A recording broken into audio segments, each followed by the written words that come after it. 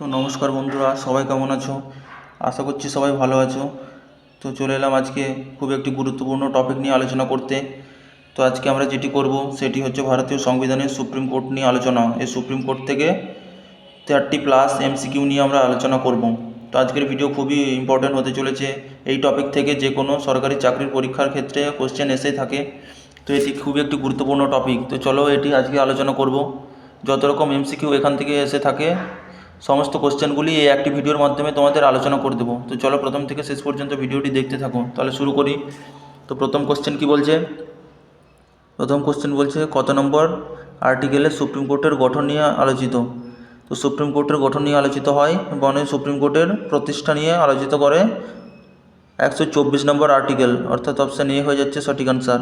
Option A, এই কোশ্চেনের answer option A 124। তো চলো নেক্সট কোশ্চেন বলছে কোন সালে সুপ্রিম কোর্ট উদ্বোধন করা হয়, অর্থাৎ সুপ্রিম কোর্ট প্রতিষ্ঠিত হয় কবে? কোন সালে সুপ্রিম কোর্ট প্রতিষ্ঠিত হয়? তো এটি হয়েছিল 1950 সাল। 1950 সালের কবে হয়েছিল? 1950 সালের 28শে জানুয়ারি। 1950 সালের 28শে জানুয়ারি সুপ্রিম কোর্ট প্রতিষ্ঠিত হয়। তো মনে রাখবে। তো চলো নেক্সট কোশ্চেন বলছে সুপ্রিম কোর্টের নিয়মকানুন নেওয়া হয়েছে কোন দেশ থেকে? তো সুপ্রিম কোর্টের নিয়মকানুন নেওয়া হয়েছে কোন দেশ থেকে? এটা হয়ে যাচ্ছে অ্যান্সার অপশান ডি, আমেরিকা। আমেরিকার থেকে সুপ্রিম কোর্টের নিয়মকানুন নেওয়া হয়েছে। অপশান ডি হচ্ছে সঠিক আনসার। তো চলো নেক্সট কোশ্চেন বলছে সুপ্রিম কোর্টে বর্তমান কতজন বিচারপতি আছেন? তো সুপ্রিম কোর্টে বর্তমানে কতজন বিচারপতি আছেন? তো সুপ্রিম কোর্ট যখন প্রতিষ্ঠিত হয় তখন সুপ্রিম কোর্টে বিচারপতি ছিল 8 জন, অর্থাৎ একজন প্রধান বিচারপতি এবং 7 জন অন্যান্য বিচারপতি। তখন প্রতিষ্ঠিত হয় তখন 8 জন ছিল। তো এখন বর্তমানে কতজন বিচারপতি আছেন? তো এখন বর্তমানে আছেন 34 জন বিচারপতি, অর্থাৎ অপশান এ হয়ে যাচ্ছে সঠিক আনসার। অপশান এ হয়ে যাচ্ছে সঠিক আনসার। তো চলো নেক্সট কোশ্চেন বলছে সুপ্রিম কোর্টের বিচারকদের নিয়োগ করেন কে? তো সুপ্রিম কোর্টের বিচারকদের কে নিয়োগ করে থাকেন? সুপ্রিম কোর্টের বিচারকদের নিয়োগ করেন রাষ্ট্রপতি, অর্থাৎ অপশান বি হচ্ছে সঠিক আনসার। অপশান বি, রাষ্ট্রপতি নিয়োগ করে থাকেন। নেক্সট কোশ্চেন, সুপ্রিম কোর্টের অন্যান্য বিচারকদের নিয়োগ করার সময় রাষ্ট্রপতি কার পরামর্শ নেন? তো সুপ্রিম কোর্টের অন্যান্য বিচারকদের নিয়োগ করার সময় রাষ্ট্রপতি কার পরামর্শ নেন? তো এটির আনসার হয়ে যাচ্ছে সুপ্রিম কোর্টের প্রধান বিচারপতি, অর্থাৎ অপশান এ হয়ে যাচ্ছে সঠিক আনসার। অপশান এ হয়ে যাচ্ছে সঠিক আনসার। চলো নেক্সট কোশ্চেন,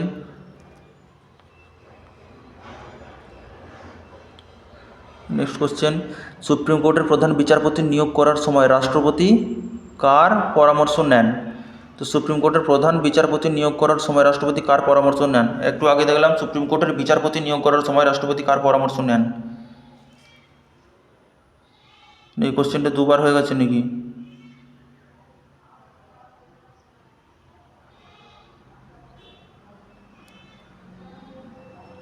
না, এটা সরি, দুবার হয়নি, এটা কোশ্চেন। হ্যাঁ ঠিক আছে। তো চলো, সুপ্রিম কোর্টের প্রধান বিচারপতি নিয়োগ করার সময় রাষ্ট্রপতি কার পরামর্শ নেন? তো এক্ষেত্রে হয়ে যাবে অপশান এ আনসার, সুপ্রিম কোর্টের অন্যান্য বিচারকদের পরামর্শ নেন। অর্থাৎ এর আগের কোশ্চেন ছিল যে সুপ্রিম কোর্টের অন্যান্য বিচারপতিদের নিয়োগ করার সময় রাষ্ট্রপতি কার পরামর্শ নেন, তো সেক্ষেত্রে হয়ে যাবে সুপ্রিম কোর্টের প্রধান বিচারপতি। আর এখন বলছে সুপ্রিম কোর্টের প্রধান বিচারপতি নিয়োগ করার সময় রাষ্ট্রপতি কার পরামর্শ নেন, তো সেক্ষেত্রে হবে সুপ্রিম কোর্টের অন্যান্য বিচারপতি। তো অপশান এ হয়ে যাচ্ছে সঠিক আনসার, অপশান এ। চলো নেক্সট কোশ্চেন বলছে সংবিধানের রক্ষাকর্তা কাকে বলা হয়? তো সংবিধানের রক্ষাকর্তা কাকে বলে, এই কোশ্চেনের আনসার হয়ে যাচ্ছে অপশান এ, সুপ্রিম কোর্টকে সংবিধানের রক্ষাকর্তা বলা হয়। অপশান এ হয়ে যাচ্ছে সঠিক আনসার। নেক্সট, সুপ্রিম কোর্টে কতজন বিচারপতি থাকবে তা কে নির্ধারণ করে? তো সুপ্রিম কোর্টে কতজন বিচারপতি থাকবে এটা নির্ধারণ করে কে? তো এটা নির্ধারণ করে অপশান সি হয়ে যাচ্ছে সঠিক আনসার, পার্লামেন্ট বা সংসদ। অপশান সি সঠিক আনসার, পার্লামেন্ট বা সংসদ এটি নির্ধারণ করে থাকে। নেক্সট কোশ্চেন সুপ্রিম কোর্টে অ্যাডহক জজ কত নম্বর আর্টিকেলে আছে? তো সুপ্রিম কোর্টে অ্যাডহক জজ কত নম্বর আর্টিকেলে আছে? তো সুপ্রিম কোর্টে এই কোশ্চেনের অ্যান্সার হচ্ছে, তো এটার অ্যান্সার হয়ে যাচ্ছে অপশান ডি, 127 নম্বর আর্টিকেল। অপশান ডি হয়ে যাচ্ছে সঠিক অ্যান্সার। 127 নম্বর আর্টিকেলে সুপ্রিম কোর্টের অ্যাডহক জজ নিয়ে আলোচনা করা হয়। তো নেক্সট কোশ্চেন হচ্ছে সুপ্রিম কোর্টের প্রথম প্রধান বিচারপতি কে ছিলেন? তো সুপ্রিম কোর্টের প্রথম প্রধান বিচারপতি কে ছিলেন? সুপ্রিম কোর্টের প্রথম প্রধান বিচারপতি ছিলেন হরিলাল জে কানিয়া, অর্থাৎ অপশান সি হয়ে যাচ্ছে সঠিক অ্যান্সার, অপশান সি।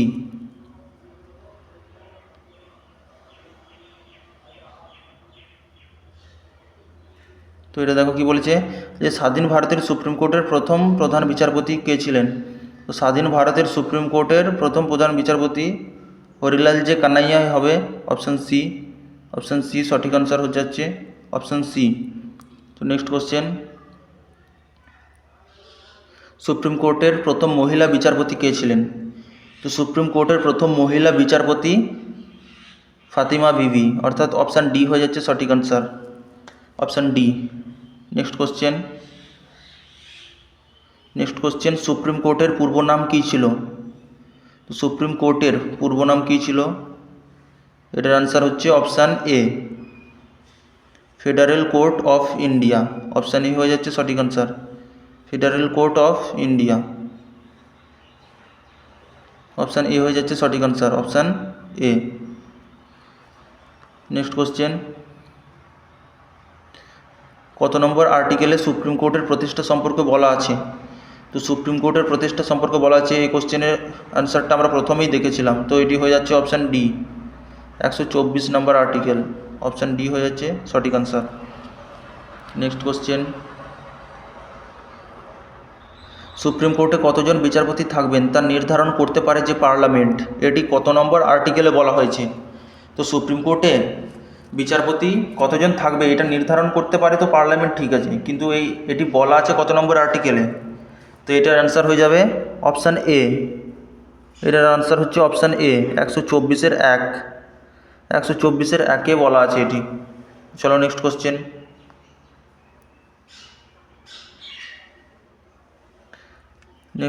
কি নেক্সট কোশ্চেন বলছে কোন অ্যামেন্ডমেন্টের মাধ্যমে সুপ্রিম কোর্টের বিচারপতিদের সর্বাধিক সংখ্যা 31 থেকে বাড়িয়ে 34 করা হয়েছে? তো এটি কত সালে হয়েছিল অ্যামেন্ডমেন্টটি? তো এই অ্যামেন্ডমেন্টটি হয়েছিল অপশান এ 2019 সাল, অপশান এ হয়ে যাচ্ছে সঠিক আনসার। 2019 সালের অ্যামেন্ডমেন্টের মাধ্যমে সুপ্রিম কোর্টের বিচারপতিদের সংখ্যা 31 থেকে বাড়িয়ে 34 করা হয়েছে, অর্থাৎ 2019 সালের আগে 31 ছিল মোট বিচারপতির সংখ্যা, এখন বর্তমানে 34 করা হয়েছে। চলো নেক্সট কোশ্চেন, নেক্সট কি বলছে, সুপ্রিম কোর্ট প্রতিষ্ঠার সময় মোট কতজন বিচারপতি ছিলেন? তো এই কোশ্চেনের অ্যান্সারটা তোমাদেরকে আমি প্রথমেই বলে দিয়েছিলাম, দেখো মনে আছে কি না। তো এটা সুপ্রিম কোর্ট প্রতিষ্ঠার সময় যখন মোট বিচারপতি ছিল তখন ছিল 8 জন, 8 জন ছিল মোট বিচারপতি, অপশান এ হয়ে যাচ্ছে সঠিক আনসার, অপশান এ, 1 জন প্রধান বিচারপতি এবং 7 জন অন্যান্য বিচারপতি, মোট 8 জন। চলো নেক্সট,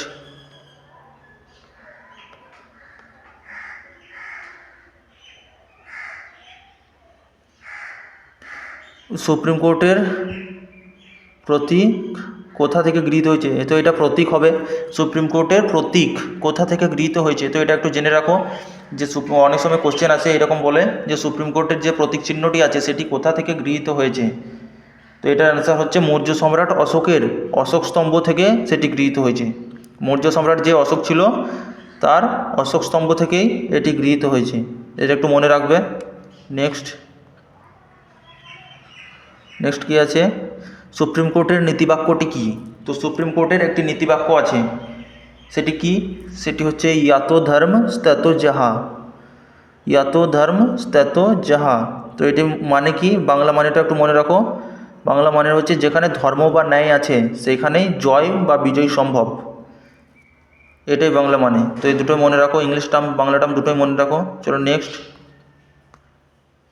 নেক্সট কোশ্চেন, ভারতের রাষ্ট্রপতিকে শপথ বাক্য পাঠ করান কে?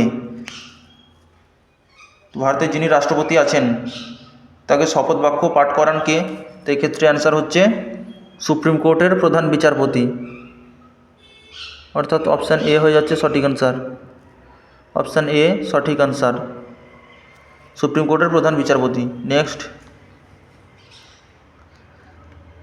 হাইকোর্টের প্রধান বিচারপতিকে শপথ বাক্য পাঠ করান কে?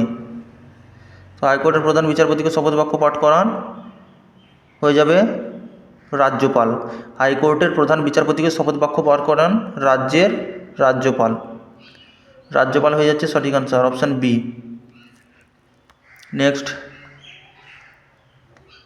নেক্সট বলছে, সুপ্রিম কোর্টের প্রধান বিচারপতিকে শপথ বাক্য পাঠ করান কে? সুপ্রিম কোর্টের প্রধান বিচারপতিকে শপথ বাক্য পাঠ করাচ্ছেন রাষ্ট্রপতি, অপশান এ। অর্থাৎ একটু আগে দেখলাম যে রাষ্ট্রপতিকে শপথ বাক্য পাঠ করাচ্ছেন সুপ্রিম কোর্টের প্রধান বিচারপতি, আবার এখন বলছে সুপ্রিম কোর্টের প্রধান বিচারপতিকে শপথ বাক্য পাঠ করান কে? তো সেক্ষেত্রে রাষ্ট্রপতি হয়ে যাবেন, অর্থাৎ এনারা একে অপরকে শপথ বাক্য পাঠ করান। চলো নেক্সট কোশ্চেন, রাজ্যপালকে শপথ গ্রহণ পাঠ করান কে? তো সুপ্রিম কোর্টের হাইকোর্টের প্রধান বিচারপতিকে শপথ গ্রহণ পাঠ করাচ্ছেন রাজ্যপাল, এবং রাজ্যপালকে শপথ গ্রহণ পাঠ করান কে? তো এটি হয়ে যাবে হাইকোর্টের প্রধান বিচারপতি। তো অপশান সি হয়ে যাচ্ছে সঠিক আনসার, অপশান সি সঠিক আনসার হচ্ছে। চলো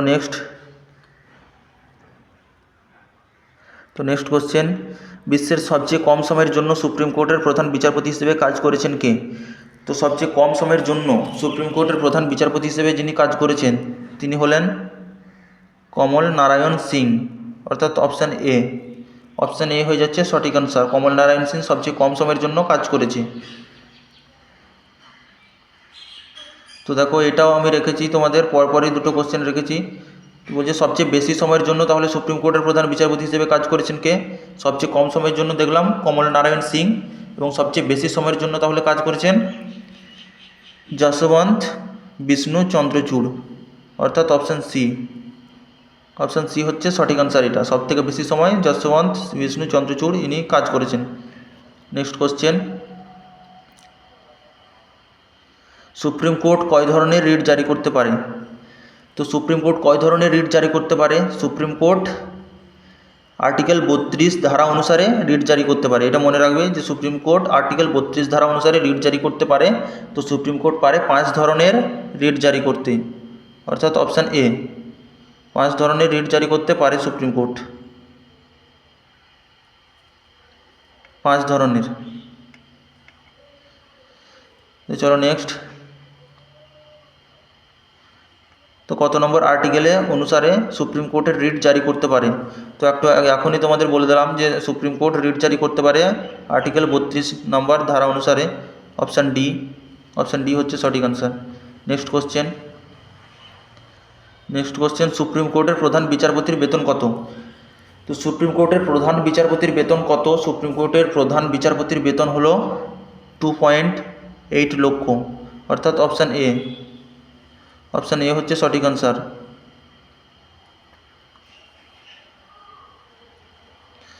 অপশান এ হয়ে যাচ্ছে সঠিক আনসার। নেক্সট, সুপ্রিম কোর্টের অন্যান্য বিচারপতিদের তাহলে বেতন কত? তো সুপ্রিম কোর্টের অন্যান্য বিচারপতিদের বেতন হচ্ছে 2.5 লাখ, অর্থাৎ অপশান বি হচ্ছে সঠিক আনসার, 2.5 লাখ। নেক্সট কোশ্চেন, কোন ভারতীয় নাগরিককে দেশের সর্বোচ্চ আদালত মৃত্যুদণ্ড দিলেও কে তাকে ক্ষমা করতে পারেন? কোনো ভারতীয় নাগরিককে দেশের সর্বোচ্চ আদালত যদি কোনো কারণবশত মৃত্যুদণ্ড দেয় তাহলে সেই মৃত্যুদণ্ড বাতিল করতে কে পারেন, মানে কে ক্ষমা করতে পারেন তাকে?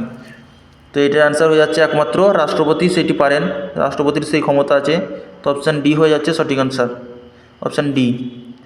চলো নেক্সট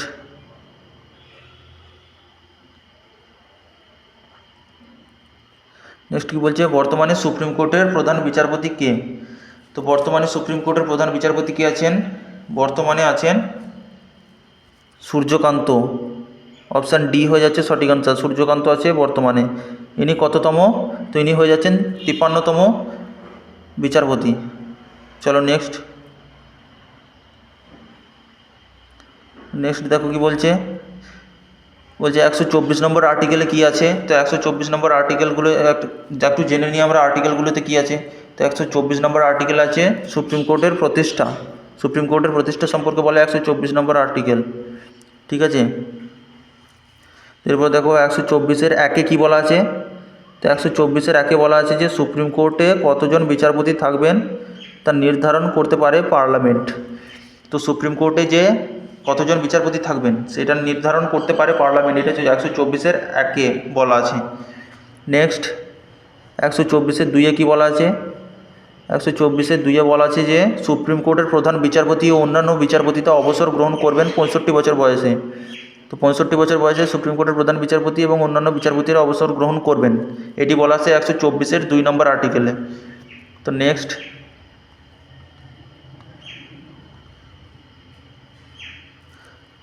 দেখো 124-এর 3। তো 124-এর 1 আর 2 দেখলাম, এবার 124-এর 3। তো 124-এর 3-এ কী বলছে? 124-এর 3-এ বলছে ভারতের সুপ্রিম কোর্টের বিচারপতিদের যোগ্যতা নিয়ে আলোচনা করে। তো কখনো যদি কোশ্চেন এসে থাকে যে ভারতের সুপ্রিম কোর্টের বিচারপতিদের যোগ্যতা নিয়ে আলোচনা করে কোন আর্টিকেল, তো সেক্ষেত্রে হবে 124-এর 3 নম্বর আর্টিকেলটি। তো 124-এর 4-এ কী বলছে দেখি। তো 124-এর 4-এ বলছে সংসদের উভয় কক্ষের মোট সদস্য সংখ্যার এবং কক্ষে উপস্থিত ও ভোটদানকারী সদস্যদের 2/3 অংশ সদস্য দ্বারা সমর্পিত হলে রাষ্ট্রপতি সুপ্রিম কোর্টের কোনো বিচারপতিকে পদচ্যুত করতে পারেন। অর্থাৎ 124-এ এটি বলা আছে। তো 126-এর 6-এ কী বলা আছে দেখো। 126-এর 6-এ কী বলা আছে? 126-এর 6-এ বলা আছে যে রাষ্ট্রপতি সুপ্রিম কোর্টের বিচারপতিদের শপথ বাক্য পাঠ করাবেন। রাষ্ট্রপতি বিচারপতিদের শপথ বাক্য পাঠ করাবেন, এটি বলা আছে 124-এর 6-এ। নেক্সট কী বলা আছে? নেক্সট বলা আছে 125 নম্বর আর্টিকেল। 125 নম্বর আর্টিকেলে বলা আছে সুপ্রিম কোর্টের বিচারকদের বেতন নিয়ে আলোচনা। 125 নম্বর আর্টিকেলে সুপ্রিম কোর্টের বিচারপতিদের বেতন নিয়ে আলোচনা করে 125 নম্বর আর্টিকেল। নেক্সট 127 নম্বর আর্টিকেল। 127 নম্বর আর্টিকেলে আছে সুপ্রিম কোর্টের অ্যাডহক জজ নিয়ে আলোচনা। অ্যাডহক জজ মানে সুপ্রিম কোর্টের টেম্পোরারি বিচারপতি। অ্যাডহক জজ কথার অর্থ হলো সুপ্রিম কোর্টের টেম্পোরারি বিচারপতি, মানে সুপ্রিম কোর্টের কোনো বিচারপতি কোনো কারণবশত যদি উপস্থিত না থাকেন তাহলে টেম্পোরারিভাবে একজনকে বিচারপতি হিসেবে নিয়োগ করা হয়, তো তাকেই বলা হয় অ্যাডহক জজ। তো এটি নিয়ে আলোচনা করে 127 নম্বর আর্টিকেল। এরপর দেখো PIL বা পিল এর পুরো নাম কি? তো এর পুরো নাম হচ্ছে পাবলিক ইন্টারেস্ট লিটিগেশন, বা বাংলাটা হচ্ছে জনস্বার্থ মামলা। তো এটি কোশ্চেনে আসে অনেক সময় যে এটি ভারতে জনস্বার্থ মামলা কত সালে চালু হয়। তো ভারতে জনস্বার্থ মামলা চালু হয়েছিল 1980-র দশক থেকে। তো চলো নেক্সট হচ্ছে সুপ্রিম কোর্ট আমরা একটু আগে দেখলাম যে সুপ্রিম কোর্ট আর্টিকেল 32 অনুসারে আর্টিকেল 32 অনুসারে 5 ধরনের রিট জারি করতে পারছে। তো সেই রিটগুলোই এবার এক এক করে দেখব। তো সুপ্রিম কোর্ট 5 ধরনের রিট জারি করতে পারে, তার মধ্যে 1 নম্বর হচ্ছে হেবিয়াস কর্পাস। হেবিয়াস কর্পাস মানে হচ্ছে তোমার হেবিয়াস কর্পাস কি? তো হেবিয়াস কর্পাস হচ্ছে বিচার ছাড়া কোনো ব্যক্তিকে নির্দিষ্টকালের অনির্দিষ্টকালের জন্য আটকে রাখা যায় না এবং ব্যক্তিকে সশরীরে আদালতে হাজিরা দিতে হয়। অর্থাৎ এইটুকু শুধু মনে রাখবে যে হেবিয়াস কর্পাস মানে কি, তো ব্যক্তিকে সশরীরে আদালতে হাজিরা দিতে হয়, এটি হচ্ছে হেবিয়াস কর্পাস। 2 নম্বর হচ্ছে ম্যান্ডামাস বা পরমাদেশ। ম্যান্ডামাস বা পরমাদেশ 2 নম্বর। ম্যান্ডামাস বা পরমাদেশ জিনিসটা কি? এটা হচ্ছে যে উচ্চতর আদালত যেমন হাইকোর্ট বা সুপ্রিম কোর্ট এই সমস্ত, এরা যদি রিট জারি করে বিশেষ, যেটিতে বলা হয় নিম্নতর আদালত বা সরকারি কর্তৃপক্ষ বা কোনো সরকারি কর্মকর্তাকে তাদের দায়িত্ব পালনে বাধ্য করবে এই রিটের মাধ্যমে। অর্থাৎ কথাটি বলছে ম্যান্ডামাস বা পরমাদেশ এই রিট জারির মাধ্যমে কোনো সরকারি কর্মকর্তাকে তাদের নিজেদের দায়িত্ব পালনে বাধ্য করে এই ম্যান্ডামাসের মাধ্যমে। তো দুটো পড়লাম আমরা রিট। তো চলো 3 নম্বর কি?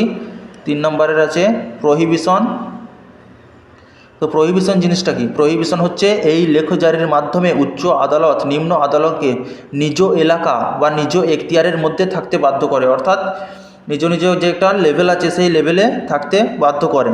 প্রহিবিশন সেটাই বলে এই লেখর মাধ্যমে। 4 নম্বর হচ্ছে কিও ওয়ারেন্টো।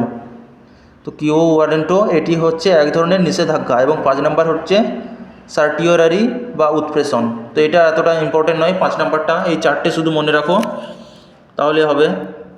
চলো নেক্সট।